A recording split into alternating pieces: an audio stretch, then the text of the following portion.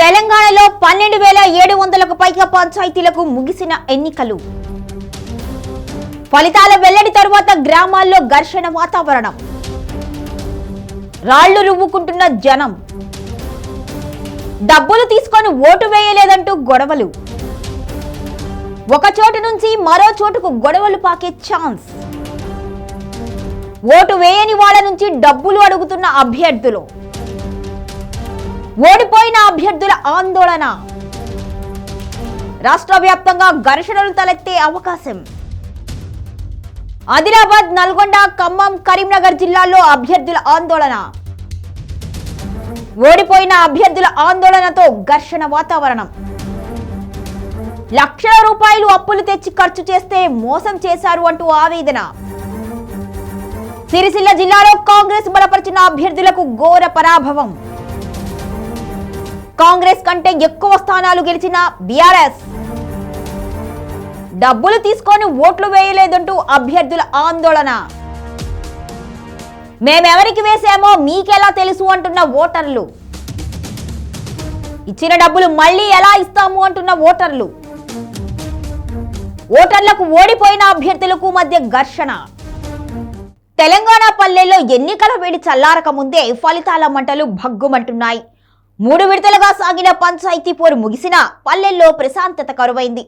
విజయోత్సవాల కంటే ఓడిపోయిన అభ్యర్థుల ఆందోళనే ఎక్కువగా కనిపిస్తుంది. ముఖ్యంగా లక్షలాది రూపాయలు అప్పులు తెచ్చి ఓటర్లకు పంపిణీ చేసిన అభ్యర్థులు ఫలితం తారుమారు కావడంతో ఓటర్లపై తిరుగుబాటు చేస్తున్నారు. డబ్బులు తీసుకొని ఓటు వేయలేదు అంటూ బాహాబాహీకి దిగడంతో రాష్ట్ర వ్యాప్తంగా పలు జిల్లాల్లో ఉద్రిక్త వాతావరణం నెలకొంది. ఇక మెదక్, ఆదిలాబాద్, నల్గొండ, ఖమ్మంతో పాటు పలు జిల్లాల్లో ఓడిన అభ్యర్థుల తరఫున అనుచరులు, ఓటర్లు రాళ్లు రువ్వుకోవడంతో దాడులకు దిగడం వంటి ఘటనలతో పల్లెలు అట్టుడుగుతున్నాయి. ఈ రాజకీయ కక్షల మధ్య సామాన్య ఓటర్లు ఆందోళన వ్యక్తం చేస్తున్నారు.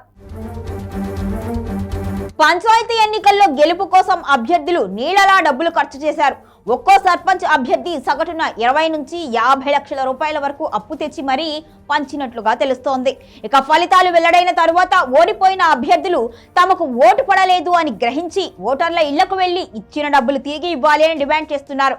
డబ్బులు తీసుకొని వేరే వాళ్లకు ఓటు వేసి మమ్మల్ని మోసం చేస్తారా అంటూ నిలదీస్తూ ఉండడంతో పల్లెల్లో రణరంగం నెలకొంది. ఈ రివర్స్ వసూళ్ల దందా ఇప్పుడు రాష్ట్ర వ్యాప్తంగా కొత్త తలనొప్పులు తెచ్చిపెడుతోంది.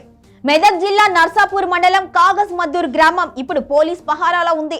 ఇక్కడ బీఆర్ఎస్ మండల అధ్యక్షుడు చంద్రశేఖర్ తన భార్య రాణిని సర్పంచ్ బరిలో నిలపగా కాంగ్రెస్ మద్దతుదారు విజయ చేతిలో ఆమె ఓటమి పాలయ్యారు. దీంతో ఆగ్రహించిన చంద్రశేఖర్ వర్గీయులు, గ్రామస్తులు, ముఖ్యంగా దళితులు డబ్బులు తీసుకొని ఓటు వేయలేదు అంటూ వారిపై దాడులకు దిగారు.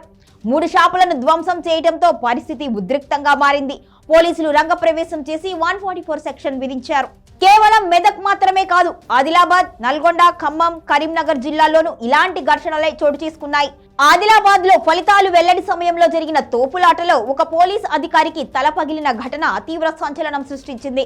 నల్గొండలో ఓడిపోయిన ఓ వార్డు సభ్యుడు తన అనుచరులతో కలిసి ఓటర్ల ఇళ్లకు వెళ్లి వాళ్ళిచ్చిన డబ్బులను బలవంతంగా వెనక్కి తీసుకుంటున్న దృశ్యాలు సోషల్ మీడియాలో వైరల్ అవుతున్నాయి. ఇక రాజకీయ విజ్ఞతను పక్కన పెట్టి అభ్యర్థులు వీధి పోరాటాలకు దిగడం ప్రజాస్వామ్యానికే గొడ్డలి పెట్టుగా మారింది.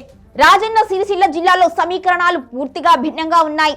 అధికార పార్టీగా దూసుకుపోవలసిన కాంగ్రెస్ మద్దతుదారులకు ఇక్కడ ఘోర పరాభవం ఎదురైంది. ఇక కేటీఆర్ తన సొంత ఇలాకాలో పట్టు నిలుపుకుంటూ బీఆర్ఎస్ అభ్యర్థులను అత్యధిక స్థానాల్లో గెలిపించుకున్నారు. అయితే ఇక్కడ కూడా ఓడిపోయిన కాంగ్రెస్ అభ్యర్థులు ఓటర్లపై ఆగ్రహం వ్యక్తం చేస్తున్నారు. దీంతో ఓటర్లు సైతం నాయకులను ప్రశ్నిస్తున్నారు. మేమెవరికి ఓటు వేశామో మీకెలా తెలుసు అని ఓటర్లు ఎదురు తిరగడంతో వివాదాలు ముదురుతున్నాయి. అధికారుల అండతో కొందరు రైతులు బెదిరింపులకు పాల్పడుతున్నట్లుగా ఫిర్యాదులు కూడా అందుతున్నాయి. తెలంగాణలోని అనేక గ్రామాలు 144 సెక్షన్ నీడలో ఉన్నాయి. ఎన్నికలు ముగిసినా కూడా ప్రశాంతత లభించకపోవడంతో గ్రామాల్లో వ్యాపారాలు, పనులు కుంటుపడ్డాయి. ఓటు వేయని వారిని లక్ష్యంగా చేసుకుని దాడులు చేయటం, సామాజిక బహిష్కరణలు విధిస్తాము అని బెదిరించడం వంటి పరిణామాలు కూడా ఆందోళన కలిగిస్తున్నాయి. ప్రభుత్వం, ఉన్నతాధికారులు తక్షణమే స్పందించి గ్రామాల్లో శాంతి కమిటీలను ఏర్పాటు చేయకపోతే ఈ గొడవలు మరింత పెరిగి ప్రాణ నష్టం జరిగే ప్రమాదం ఉంది అనే ఆందోళన వ్యక్తమవుతోంది.